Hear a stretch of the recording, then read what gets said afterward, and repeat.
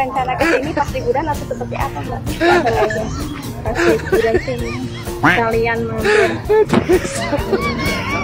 Rasanya gimana setelah bertemu dengan foto di sini?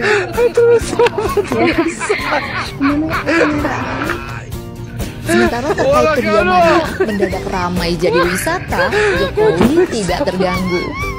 Joko Widodo sempat sampaikan pula, rumahnya memang terbuka buat siapa saja. Saya melayani sebagai sebisa saya. Bisa semuanya ketemu saya. Sampai kapan Pak nanti Pak membuka ini untuk masyarakat? Sampai kapan Pak? Saya sampaikan rumah ini terbuka untuk siapapun. Selain berharap bisa bertemu, bahkan kalau bisa berfoto dengan Jokowi ataupun keluarga, sejumlah pengunjung berpulang siapa tahu bisa dapat buah tangan. Angga Eka melaporkan. Rekayasa tingkat tinggi. Mulyono, raja tipu-tipu. Mobil SMK hanyalah salah satu. Banyak fakta, banyak bukti ditemui. Mulyono serahkannya setengah mati. Ini nyanyian bukan sebuah isu, tapi kenyataannya memang begitu.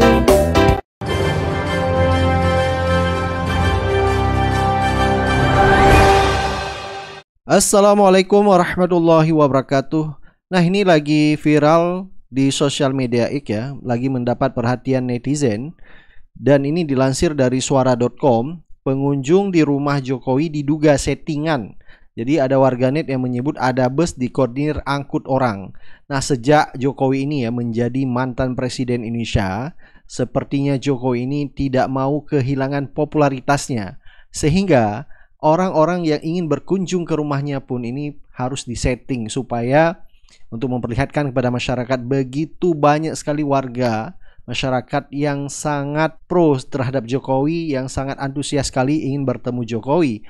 Padahal kalau kita baca ya di suara.com, di sini dibongkar bahwa itu adalah hanya settingan. Nah, kalau kita baca ya di sosial media X dari akun Zero Punumbra, dia mentweet semua itu settingan doang. Ini gua kemarin siang lewat depan rumah si Mulyono yang pengidap NPD akut ya. Jadi NPD akut ini narsis personality disorder atau gangguan kepribadian narsis ya. Menurut akun Zero Penumbra ini ya. Jadi sengaja ini dikoordinir supaya ada masyarakat yang mau datang ke rumah Jokowi ya. Coba kita baca beberapa komentar dari netizen ya. Nah, ada komentar dari Raka Binwe. Bener bang, kata kawan bokap gua pas dia tur rombongan ke Solo ke Masjid Zayed, terus ada yang arahin untuk ke tempat Mulyono dan di sana dikasih bingkisan katanya. Jadi masyarakat maupun netizen membongkar ternyata ya itu memang diarahkan supaya masyarakat bisa ke rumah Mulyono. Dan ada balasan dari Zero Penumbra. Nah, itu dia Wak, sekarang ada destinasi baru wisata Solo katanya ke rumah setan. Ada komentar dari Didik, udah gua duga pengidap MPD ini memang harus akan puja-puji, haus perhatian, tidak heran jika dia akan lakukan apapun untuk memenuhi dahaganya. Nah, ini juga ada komentar dari Dodo Wiru ya. Tahun baru kemarin kami sewa mobil plus supir dan si supir membujuk kami untuk mampir ke rumah Mulyono dan dijamin bisa berfoto dengan Mulyono. Pas ditanya bagaimana caranya, si supir bilang ada adminnya di sana, sekaligus mengkondisikan segitunya Mulyono supaya terkesan ada warga yang masih mengeluh-elukan dia. Jadi Mulyono ini memang tidak mau terlepas dari sorotan wartawan ya. Sebenarnya yang dilakukan oleh Jokowi ini ya bukan hal baru dan ini pernah terjadi dulu di mana dulu Jokowi ya, yaitu melakukan wawancara palsu ya.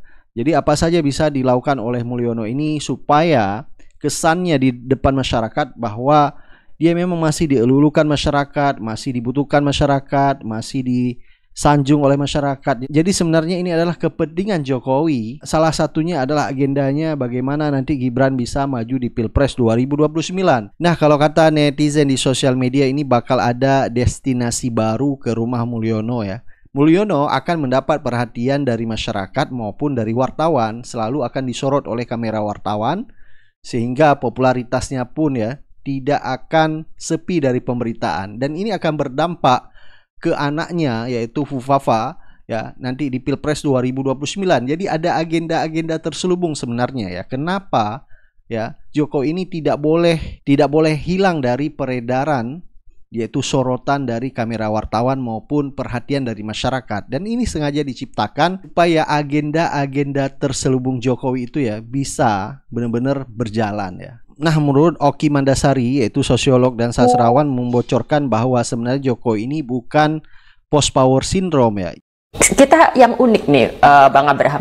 Banyak orang mungkin melihat Pak Jokowi post power syndrome gitu ya. Kalau saya enggak. Post power syndrome itu lebih ke kondisi psikologi, di mana semua orang bisa punya post power syndrome ya. Orang yang sehari-hari ibaratnya ASN misalnya, dia kerja PNS 50 tahun lalu pensiun, dia post power syndrome. Jadi orang posisi di mana dia masih shock dengan realita bahwa dia pensiun, tidak punya pekerjaan dan sebagainya. Pak Jokowi tidak. Pak Jokowi memang dengan sadar sebenarnya sedang punya agenda, sedang melakukan desain-desain tertentu. Nah, kalau saya melihat apa tujuannya? Ada dua. Yang pertama adalah untuk tetap mengamankan dirinya atas kesalahan-kesalahan yang diperbuat selama 10 tahun periode kekuasaan. Dia tetap tidak mau tersentuh hukum. Dia tetap mau semua proyek-proyek, plan-plan yang sudah dilakukan itu semuanya aman, terwujud. Itu yang pertama. Lalu yang kedua, kita nggak bisa naif, Pak Jokowi sedang bekerja untuk 2029 untuk memuluskan Gibran. Iya. Jadi Pak Jokowi sedang bekerja, bukan Pak Jokowi sedang post power syndrome. Jadi berarti menarik nih analisanya Mbak Oki, nih baru pertama kali saya lihat analisis begini, bahwa oleh karena itu harusnya Prabowo berhati-hati ya. Nah, ini dia. Karena kan tadi Mbak Oki bahwa Pak Jokowi ini bukan post power syndrome, justru dia sedang menyiapkan sesuatu. Betul. Ya? Ini dia yang harus kita bahas nih. Ini bersamaan dengan hampir 100 menuju 100 hari ya. Dalam 100 hari pemerintahan Pak Prabowo. Nah, saya ingat saya duduk terakhir di sini adalah 1 hari sebelum pelantikan presiden, dan di situ saya sudah mengingatkan tentang gemuknya kabinet, lalu bagaimana Pak Prabowo yang insecure sehingga harus tetap mengikuti apa yang dikatakan Jokowi. Nah, hampir 100 hari kita masih dan makin melihat indikasi bahwa Jokowi punya peran besar dalam pemerintahan.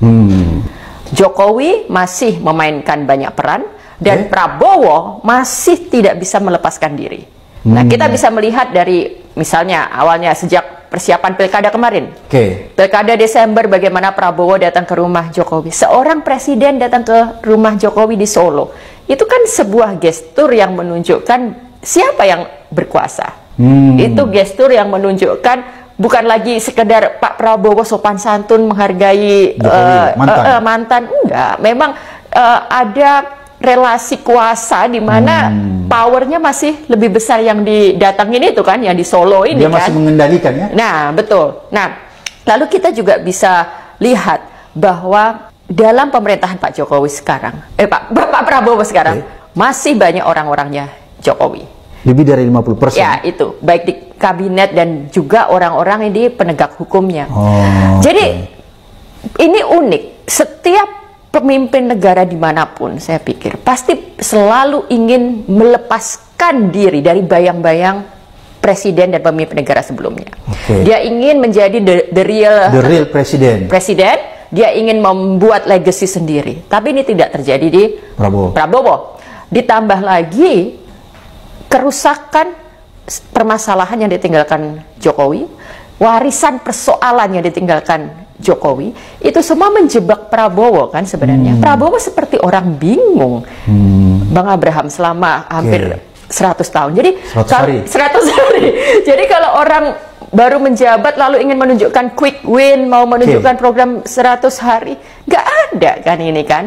Semuanya yang dilakukan ini hanya melanjutkan segala kebobrokan karena memang nggak ada keberanian untuk melakukan itu. Jadi segala warisan buruk harus dilanjutkan. Sekarang kita bisa lihat bagaimana Prabowo mulai bicara tentang lahan sawit yang diperluas. Lalu Menteri Kehutanan bilang 20 juta hektar hutan akan dibuka Ditebang, untuk tebang untuk pangan dan energi. Itu semua kan bagian kelanjutan dari segala beban pemerintah sebelumnya itu. Kita tahulah kerusakan institusi, korupsi, IKN yang masih menjadi beban. PSN itu jadi beban semuanya. Jadi Pak Prabowo itu sebenarnya bingung kan, tapi dia tidak mampu melakukan itu. Jadi saya kalau Pak Prabowo misalnya nonton ini nih misalnya nih, udahlah segera cut saja hubungan dengan Jokowi. Itu satu-satunya jalan untuk bisa menjadi pemimpin yang sebenarnya, gitu. Selain itu yang kedua adalah ganti orang-orang Jokowi di lembaga-lembaga penegak hukum, termasuk KPK. Pikirkan cara gitu kan, misalnya apakah bisa dilakukan untuk itu. Kepolisian, kejaksaan, KPK itu memang harus bersih. Nah, yang sekarang terjadi juga ada istilah dalam teori politik itu kan deep state. Jadi dalam sebuah negara pemerintahan ternyata orang-orangnya ini menjadi musuh dalam selimut. Jadi ada orang-orang yang hendak mensabotase pemerintahannya Pak Prabowo karena kesetiaan mereka ternyata bukan pada Pak Prabowo, tapi pada si mantan. Mereka adalah orang-orang yang masih bergerak untuk kepentingan si mantan, atau orang-orang yang masih bergerak untuk kepentingan mengumpulkan ini apa modal, budi apa membalas budi dan sebagainya, yaitu untuk akhirnya mensabotase pemerintahan hari ini, tidak bekerja untuk kepentingan rakyat. Itu yang terjadi sekarang. Dan menurut podcast Bocor Halus Tempo membocorkan bahwa memang Jokowi ini tidak mau lepas ya dari pemerintah Prabowo. Artinya dia masih ingin cawe-cawe di dalam pemerintah Prabowo ya. Karena kita tahu bahwa memang ada menteri-menterinya di situ, dan juga Bocor Halus membeberkan bahwa salah satu dari menteri Prabowo seperti Budi Ari, Kapolri Listio Sigit dan Erick Thohir ya, ingin mendapat perlindungan dari Jokowi. Tulisan Tempo nih, ya kan? Soal matahari kembarnya Prabowo.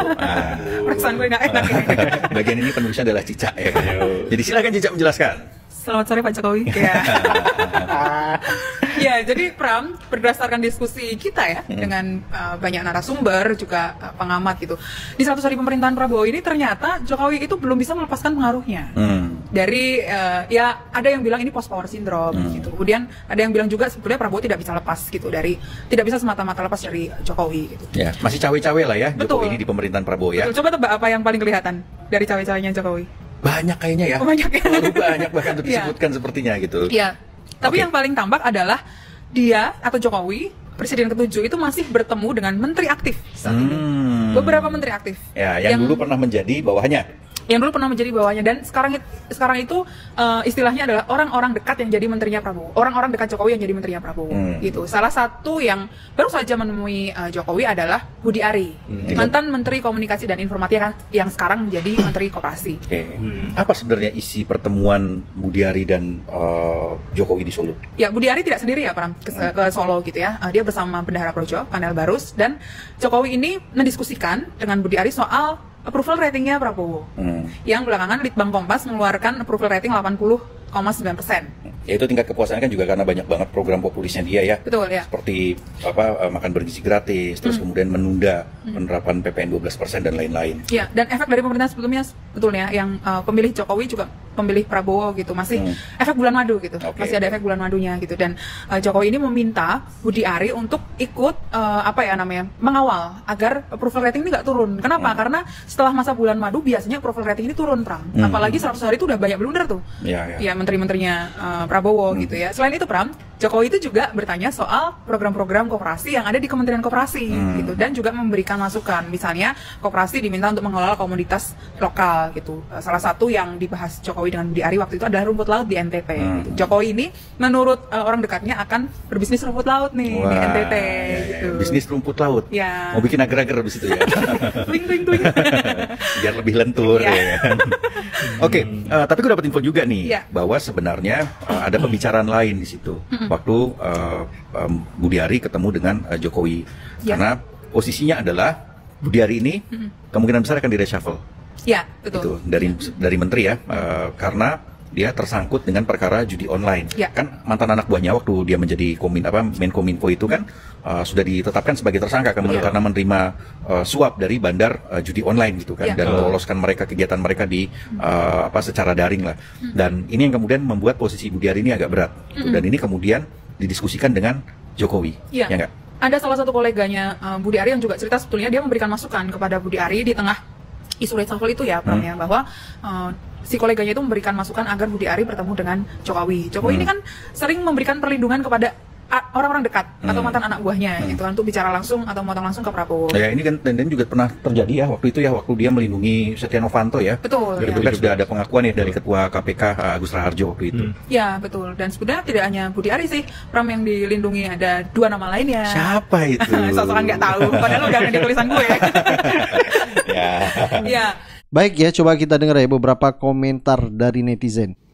Ups, pengunjung di rumah Jokowi diduga settingan. Warganet mengatakan ada bus yang dikoordinir angkut orang. Ya, katanya mau orang-orang disetting agar seolah-olah banyak yang berkunjung. Nggak heran deh, dulu saat beliau masih presiden, beliau seolah-olah melakukan wawancara, padahal itu settingan. Wartawannya tidak ada, hanya pakai seolah-olah dia dicegat oleh wartawan dan dia memilih bicara sendiri seolah-olah ada yang wartawan. Nih, saat Jokowi lebih memilih wawancara settingan tanpa wartawan. Hidupnya beliau itu memang begitu. Memang beliau ini jagonya settingan dan rekayasa, pencitraan. Ya, kalau bukan pencitraan, rekayasa, ya bicara bohong. Memang beliau biasa begitu. Nih, buktinya lagi. Kalau nggak bilang, ya kami akan membuka 12 juta lapangan kerja lah. Di kantong saya sudah ada 11.000 triliun lah. Dan mobil SMK sudah terjual 6.000 unit. Kemudian banyak investor antri dan sebagainya dan sebagainya. Itu bukti sebuah pencitraan dengan rekayasa. Dan Pak Jokowi kan emang hobinya memotoran tuh. Dari dulu kan dia emang senangnya naik motor kan. Pejabat-pejabat yang nggak pernah naik motor aja akhirnya naik motor.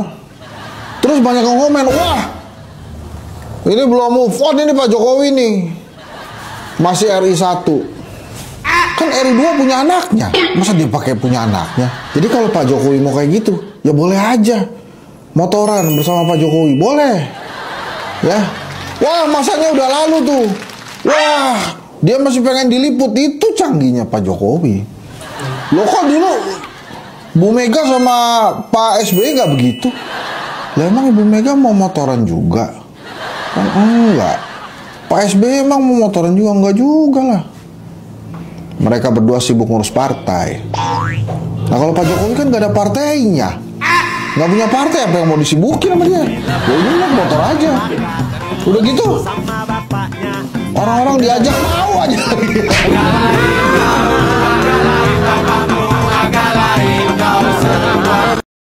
Dari sosok kepemimpinan seorang Pak Jokowi itu apa sih, Bu? Dari awal saya duga Pak Jokowi itu mengidap semacam literally inconsistent. Jadi saya duga dari awal bahasa beliau itu gitu.